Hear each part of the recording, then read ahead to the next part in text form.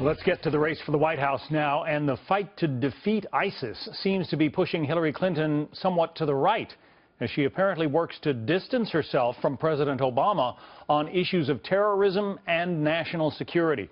The former Secretary of State saying that ISIS cannot be contained, that the U.S. should aggressively go after the terrorists. She is now calling for no-fly zones over some parts of Syria and suggesting that more ground forces might be necessary.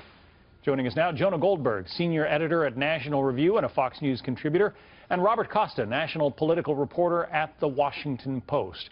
Robert, this is a difficult line that Hillary Clinton has to walk because she cannot be seen in direct opposition of too many of Barack Obama's policies. He was her boss, after all. But she has to try to make a name for herself at a time when Americans are very uncomfortable with the growth of ISIS and the prospects of terrorism. In many respects, it's a natural turn for Secretary Clinton. She's long been a more hawkish voice in the Democratic Party. She's also at the later stage, even though the voting hasn't happened, of this Democratic primary. Senator Sanders has not become a major threat to her candidacy. So we see Secretary Clinton looking more toward a general election and making the kind of argument she would make in that situation. What about the moves that she is making, suggesting, Jonah, that you might need to put troops on the ground, more troops on the ground in Syria, for instance? Yeah, I think Bob is right, that she is essentially tacking as far as she can to the right in order to start preparing for the general campaign.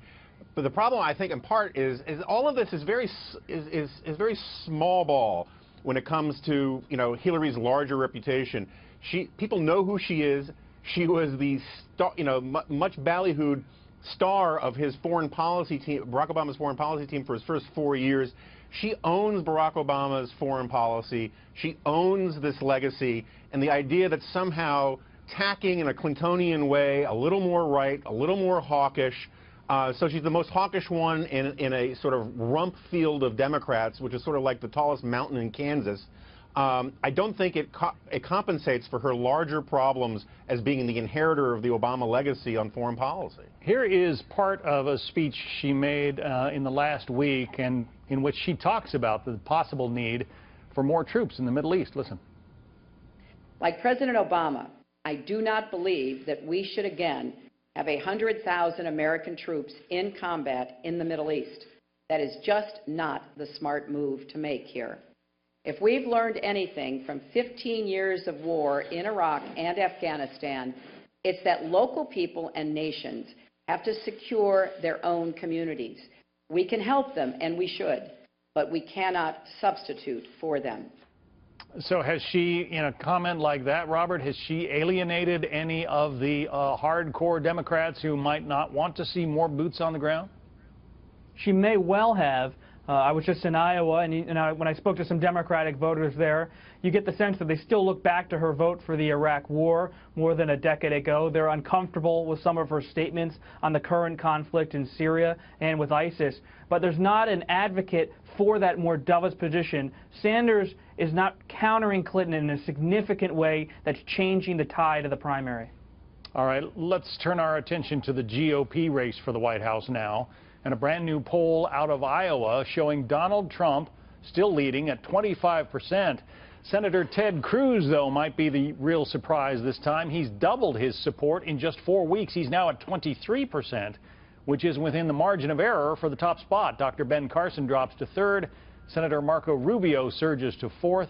Senator Rand Paul is next, with Governor Jeb Bush seeming to still lose some ground, dropping a percentage point from a month ago. Jonah, you say these numbers are not a real surprise to you. Why? Well, in part because we saw that Ben Carson was sliding, and that and it makes sense that a lot of those people would go to Ted Cruz. In part because Ted Cruz is a pretty good standard bearer, particularly in Iowa, for the conservative vote. Most of the votes going to Donald Trump are liberal, self-described liberals and moderates, and also Ted Cruz and Marco Rubio have had the best strategic patience of anybody on the Republican side of the field. They understand the timing of these things, the pacing of these things, and they want to have their kick, like in a marathon, when it matters, as you come up on the first votes. And that's what's happening now. Cruz has been almost brilliant in his way of cultivating the right-wing base, of not alienating Donald Trump, and of stealing voters from people like Rand Paul and now Ben Carson. I suppose, Robert, if Ted Cruz is now within spitting distance of Donald Trump, we can expect to hear a lot of negative comments about Ted Cruz out of the mouth of Donald Trump in the days ahead. So far, we've seen very little confrontation between these two candidates. They're almost like two boxers at opposite sides of the ring, eyeing each other, knowing a fight is on the horizon, but each is reluctant to throw that first blow. We have seen Senator Cruz start to talk on the campaign trail about the need for a softer tone in the Republican Party, and that phrase, in many ways, was a veiled commentary on Trump, but no direct confrontation at the moment. Do you expect, Jonah, that Donald Trump will remain up there where he is, sort of almost stratospheric numbers, 25% right now? Or if candidates start to drop out of the race, are they going to go other places? Yeah, my suspicion is that at least some polls are going to start showing Ted Cruz as the front runner in Iowa. It happened for Ben Carson. Most of the Iowa Republican electorate is not supporting Donald Trump. And we know from Donald Trump's past is anytime he is threatened or is seen as not the #1 guy, not the alpha dog, not the winner, he kind of loses his cool and goes on the attack. And it'll be very interesting to see him attack Ted Cruz, because Ted Cruz is the kind of guy who swims across a moat with a knife in his teeth, and he knows how to fight back. The imagery is so just interesting to listen to and think about. Jonah Goldberg, Robert Costa, thank you both. Thank you.